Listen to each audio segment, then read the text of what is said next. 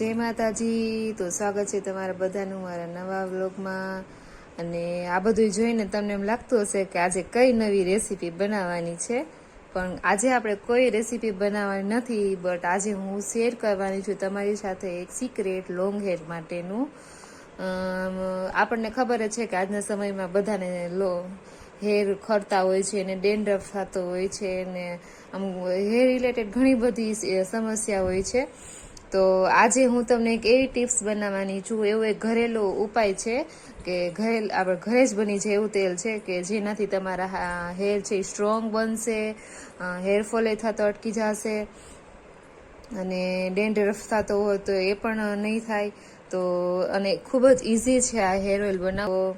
આજે હું તમને એક મસ્ત મજાની ટિપ્સ બતાવવાની છું અને તમે ઘરે ઇઝીલી બનાવી શકો છો। તો એના માટે જો આપણે બધી ઘરની જ વસ્તુ લીધેલી છે। તો આજે હેર ઓઇલ બનાવવાનું છે, એના માટે જો મેં મીઠો લીમડો, આપણે ઘરમાં જે રસોઈ બનાવતા હોય ત્યારે યુઝ કરતા હોય મીઠો લીમડો લીધો છે। અને આ ગામડેથી આવ્યો છે લીમડો, અમારે સરસ મજાનો આજે જ આવ્યો છે, એકદમ ફ્રેશ છે। અને આ છે કડવો લીમડો, જે આપણા હેરમાં જો ડેન્ડ્રફ થતો હોય તો તેના માટે ખૂબ જ યુઝફુલ છે। અને એના લવિંગ લીધા છે મેં, જે આપણા રસોડામાં અવેલેબલ હોય જ છે।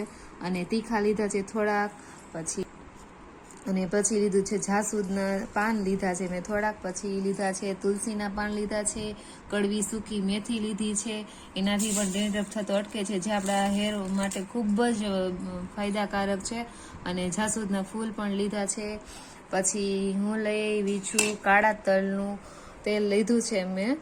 અને આપણે અહીંયા રાજકોટમાં જ રાષ્ટ્રીય શાળા છે ત્યાં એકદમ ફ્રેશ ઓઇલ મળે છે અને એકદમ શુદ્ધ તેલ છે, કોઈ પણ પ્રકારના કેમિકલ વગરનું ઘાણવાનું કાઢેલું શુદ્ધ કાળા તલનું તેલ છે। અને છે કોકોનટ ઓઇલ લઈ આવી છું પેરાશૂટનું, તમે કોઈ પણ યુઝ કરી શકો છો તેલ કોકોનટનું। અને બીજું લઈ આવી છું કેસ્ટર ઓઇલ, એટલે કે આપણે શું કહેવાય એરંડિયું લઈ આવી છું। અને બીજું મેં લીધું છે ગુલાબ, જે મારે ઘરે ઝાડવા વાવ્યા છે, એમાં સરસ ગુલાબ આવ્યા તો મેં તોડી લીધા છે, તો ગુલાબ નાખવાની છું હું। અને બીજું લઈ આવી છું વસાણું, ભૂંગરાજનું ઠંડુ વસાણું આવે એ નાખવાની છે, આ ઓપ્શનલ છે, તમે નાખવું હોય તો નાખી શકો છો, પણ હું લઈ આવી છું, મારે પેકેટ એક નાખવું છે।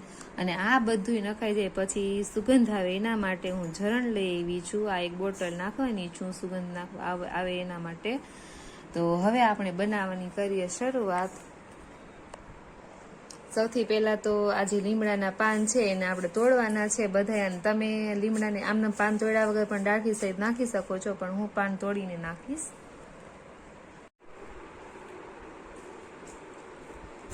તો લીમડાના પાન આપણે તોડીને પેલા અલગ કરી લઈએ, મીઠા લીમડાના પાન છે આ। અને તમે આમળા પણ નાખી શકો છો, પણ અત્યારે મેં આમળા લીધા નથી, કારણ કે અત્યારે આમળા અવેલેબલ ન હોય, શિયાળો હોય તો આમળા સરસ આપણને મળી જાય, અત્યારે ન મળે તો મેં સ્કીપ કર્યા છે આમળા।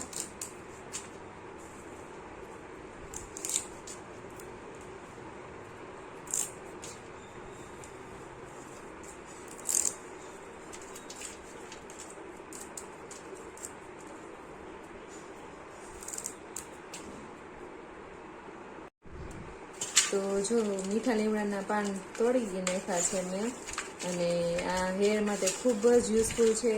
અને એની સુગંધ પણ બહુ મસ્ત આવે છે, કારણ કે એકદમ ફ્રેશ લીમડો છે। અને હવે આપણે તોડશું કડવા લીમડાના પાન।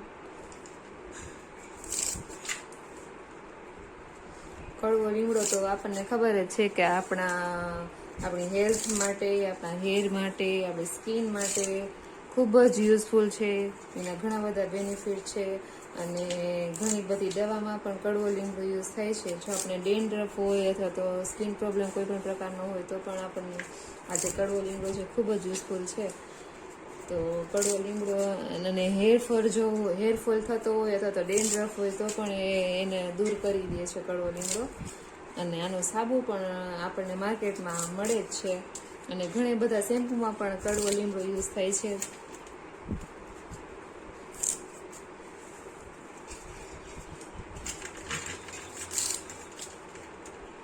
તો જે સરસ મજાના કડવા લીમડાના પાન તોડી નાખ્યા છે અને હવે આપણે તેલમાં બધી વસ્તુ એડ કરવાની છે. તો સૌથી પહેલાં આપણે એડ કરીશું કોકોનટ ઓઇલ, અને કારણ કે એમાં આપણે આ જે વસાણું લીધેલું છે રેડીમેડ એ પલાળવાનું છે, તો કોકોનટ ઓઇલ એડ કરીશું આપણે.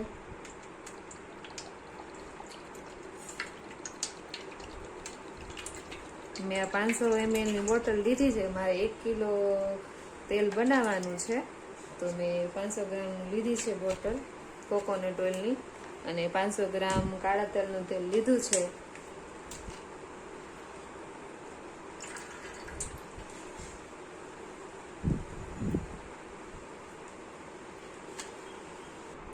હવે એડ કરીશ કાળા તલનું તેલ. એકદમ ઘાટું છે, કારણ કે કોઈ પણ પ્રકારના કેમિકલ વગરનું ને ફિલ્ટર વગરનું તેલ છે. આપણે બહારથી મેડિકલમાંથી કેમ લઈએ તો એ ફિલ્ટર કરેલું આવે, પણ આ જે ઘાણવામાંથી કાઢેલું હોય એ જ તેલ છે. તો 500 ગ્રામ મેં લીધું છે, એ બધું નાખી દઈશ આમાં.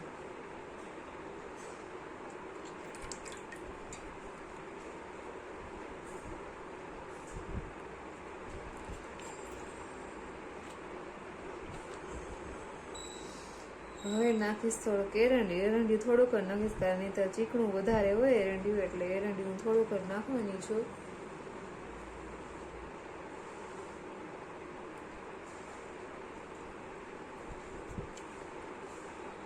તો 3 ઓઇલ નાખી દીધા છે, અને હવે નાખવાનો છે મીઠો લીમડો. તો મીઠા લીમડાને આપણે કટકા કરી નાખશું આવી રીતે.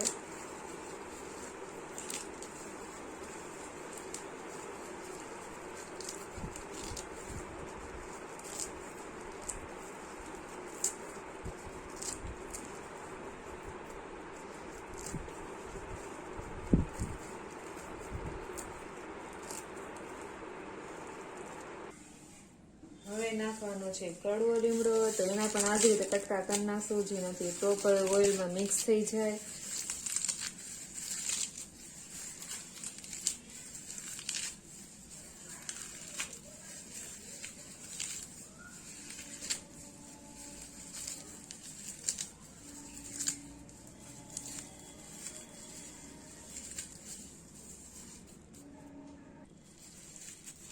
કડવો લીમડો આપણે બધો નાખી દીધો છે, સરસ મજાનો ભૂકો કરી. અને હવે નાખવાના છે તુલસીના પાન, તો એના પણ એ જ રીતે કટકા કરી નાખશું.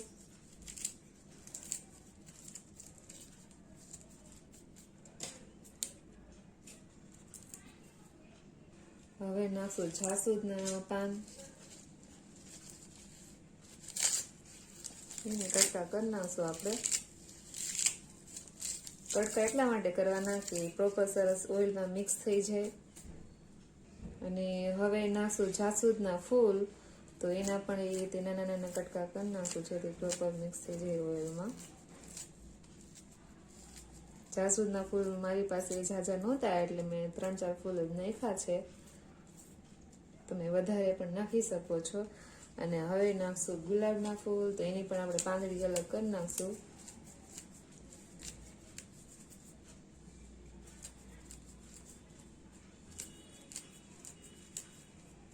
પછી નાખી દઈશું તીખા, પછી નાખી દઈશું લવિંગ, પછી નાખશું સૂકી મેથી,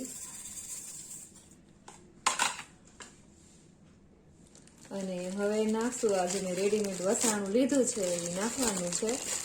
આ તમે સ્કીપ પણ કરી શકો છો, જોકે આમાં બધા આજે આપણે દેશી ઓસળિયા નાખ્યા છે એ જ બધા આમાં આવી જાય. તો આ હું એડ કરું છું, 1 પેકેટની લીધું છે. તમારે 1 કિલો ઓઇલ કરવું હોય તો 1 પેકેટ તમારે નાખવાનું. તો આપણે એડ કરી દઈશું દેશી વસાણું,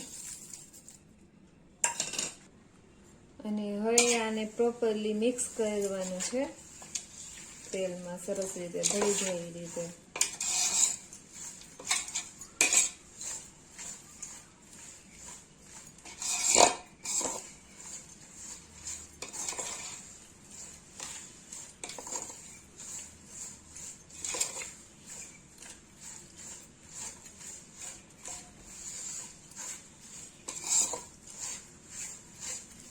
પ્રોપરલી મિક્સ કરીને પછી ઢાંકી દેવાનું છે અને 12 કલાક સુધી આને પલાળવા દેવાનું છે, જેથી કરીને બધી વસ્તુ છે પ્રોપરલી તેલમાં મિક્સ થઈ જાય. તો આપણે આજે પલાળી દીધું છે અને કાલે જો ચેક કરવાનું છે કેવું પલળી જશે અને પછી તેલને ઉકાળવાનું છે. કલર જો કેટલો મસ્ત તેલનો થઈ ગયો, ગ્રીન કલર. કારણ કે આ બધી દેશી આપણે જે વસાણું ને લીમડો ને બધું નાખ્યું છે એના લીધે બહુ ફાઇન કલર થઈ ગયો છે ઓઇલનો. હવે આને આમનું રહેવા દેશું 12 કલાક સુધી. તો આપણે એને ઢાંકી દઈએ એક ડીશ અને કાલે ચેક કરીશું.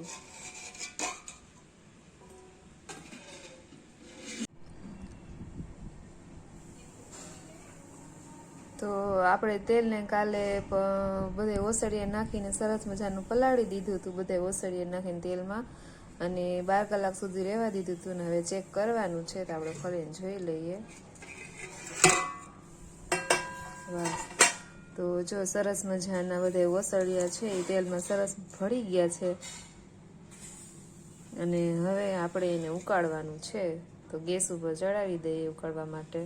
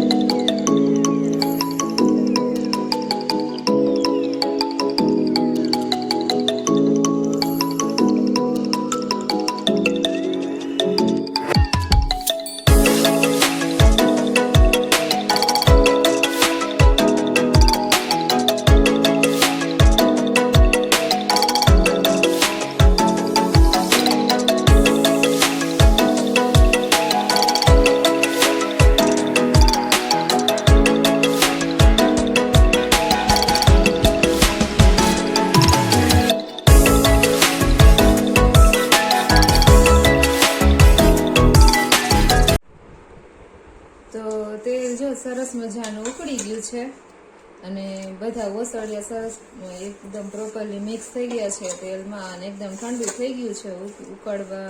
ઉકાળ્યું હતું ને ઠંડુ કરવા મૂક્યું હતું તો ઠંડુ થઈ ગયું છે. અને હવે આમાં એડ કરવાનું છે, આજે મેં ઝરણની બોટલ લીધી હતી સુગંધ આવે એના માટે નાખવા માટે, તો એડ કરવાની છે.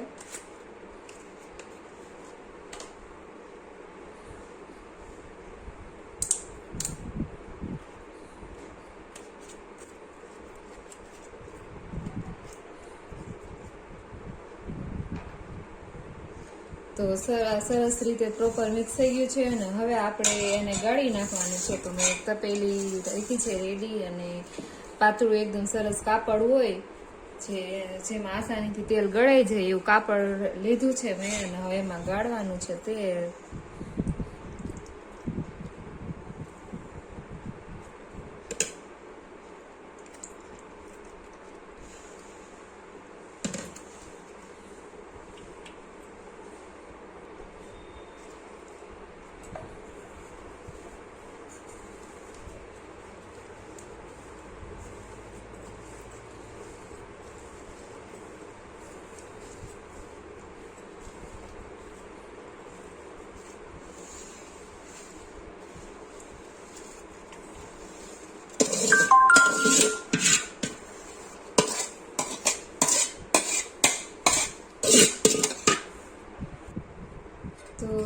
જો સરસ ગાળીને રેડી થઈ ગયું છે અને હવે આપણે જે ઝરણની બોટલ લીધી હતી આ એડ કરવાની છે સુગંધ માટે.